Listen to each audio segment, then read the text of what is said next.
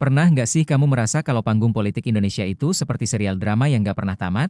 Baru satu isu mereda, muncul lagi tokoh baru, cerita baru, dan ambisi baru yang bikin publik geleng-geleng kepala.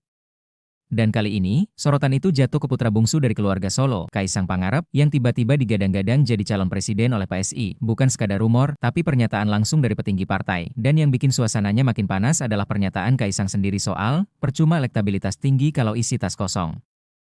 Kalimat itu langsung bikin publik mendadak melek. Apakah ini sinyal bahwa politik Indonesia sudah semakin to the point, uang sebagai pusat gravitasi, atau ada pesan lain yang lebih dalam?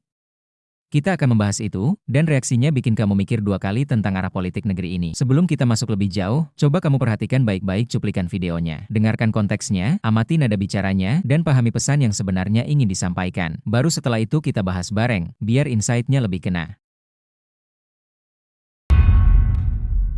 Sudah hadir Pangi Sarwi Caniago. Udah Oke. Pangi, apa Selamat pagi. kabar?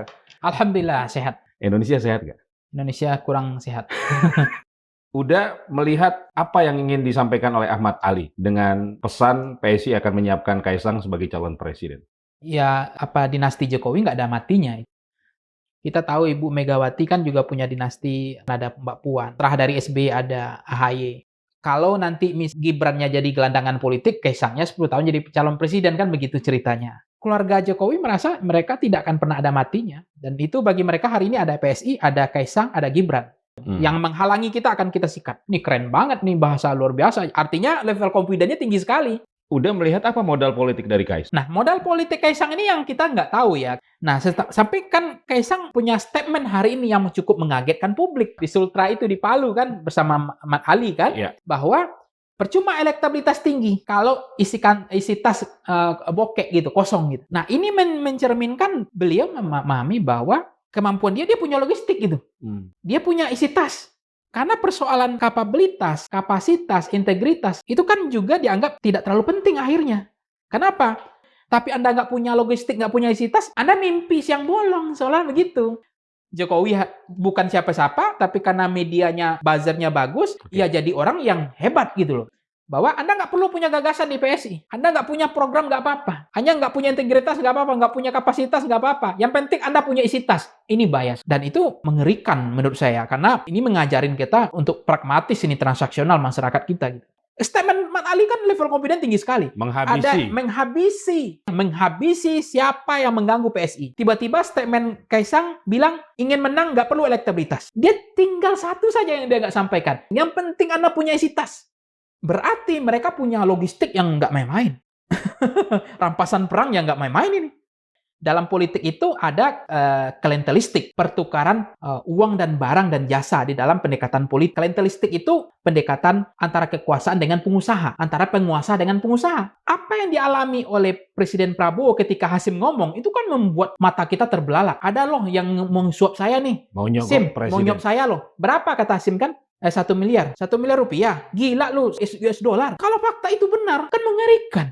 Jadi apa yang modal yang dimiliki Kaisang jangan-jangan hanya karena isi tas saja. Itu yang sangat mengkhawatirkan, berbahaya. PSI akan bisa menjadi pemenang karena dianggap punya isi tas gitu. Sebagai politisi yang baru sumur jagung Kaisang ini, dengan mengeluarkan statement itu, elektabilitas tidak penting, yang penting adalah isi tas, berbahaya nggak bagi dunia politik kita, terutama untuk generasi muda udah? Kalau dia menyatakan isi tas, berarti ada rampasan perang dong 10 tahun yang lalu. Di era ayahnya.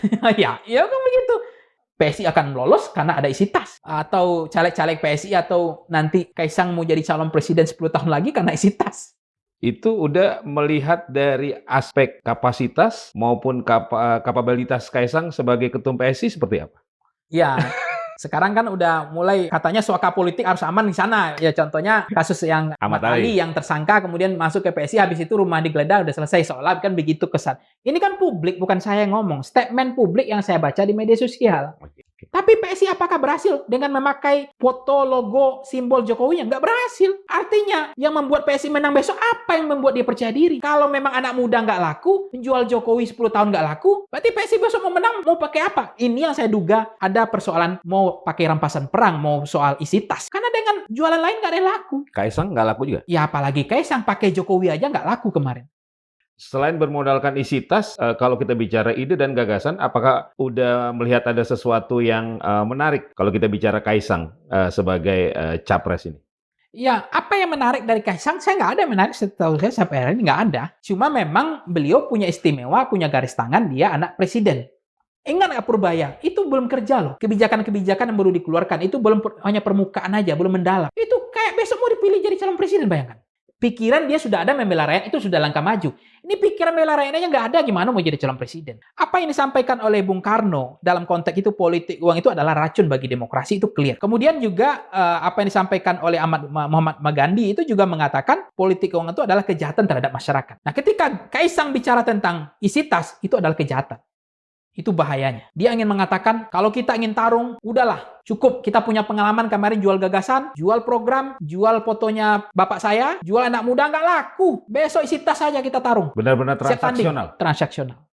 Oke, apalagi ada kata-kata Ahmad Ali, siapapun yang menghalangi kita akan kita habisi. Siapapun yang akan menghalangi PSI untuk lolos, akan kita gergaji angin. Wah, ngeri banget ini.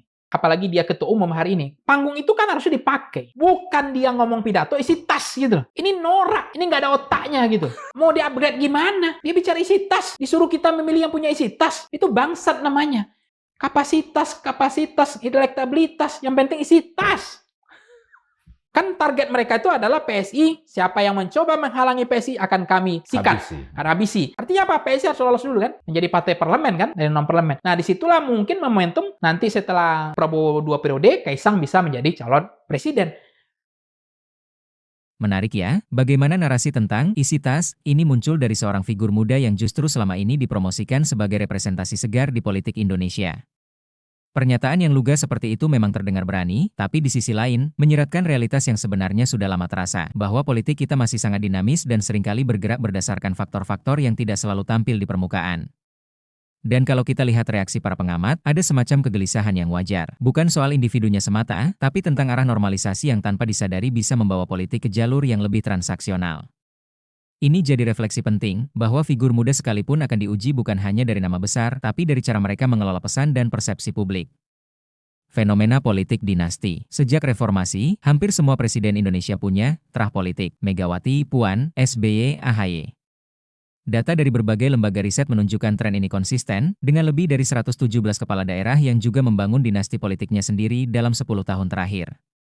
Biaya politik di Indonesia. Laporan KPK dan Perludem menyebutkan bahwa biaya maju sebagai caleg bisa mencapai 500 juta, 3 miliar, sementara biaya maju sebagai calon gubernur bahkan bisa menembus 10-100 miliar. Artinya, ucapan, isi tas, bukan hal asing dalam realitas politik kita. Literasi politik publik. Berdasarkan survei CSIS, 52% masyarakat memilih berdasarkan kedekatan emosional dan siapa yang memberi bantuan langsung.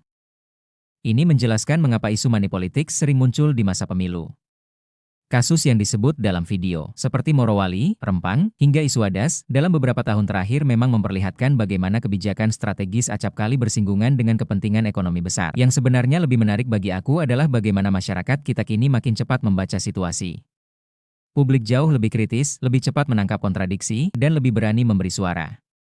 Fenomena anak muda yang terjun ke politik itu bagus, segar, perlu, dan sehat. Tapi figur muda akan diuji bukan pada popularitas, melainkan kejelasan visi dan ketegasan integritas. Politik itu dinamis, tapi kepercayaan publik tidak bisa dibeli dengan logistik semata. Justru generasi baru punya peluang untuk memutus siklus lama kalau mereka datang dengan gagasan, bukan hanya jaringan. Kalau kamu punya pandangan sendiri soal fenomena ini, setuju, nggak setuju, atau justru punya sudut pandang baru, tulis di kolom komentar ya. Jangan lupa like, share, dan subscribe, supaya kamu nggak ketinggalan reaction dan analisis politik yang lain. Karena di channel ini, kita bukan cuma nonton, tapi juga belajar membaca arah bangsa.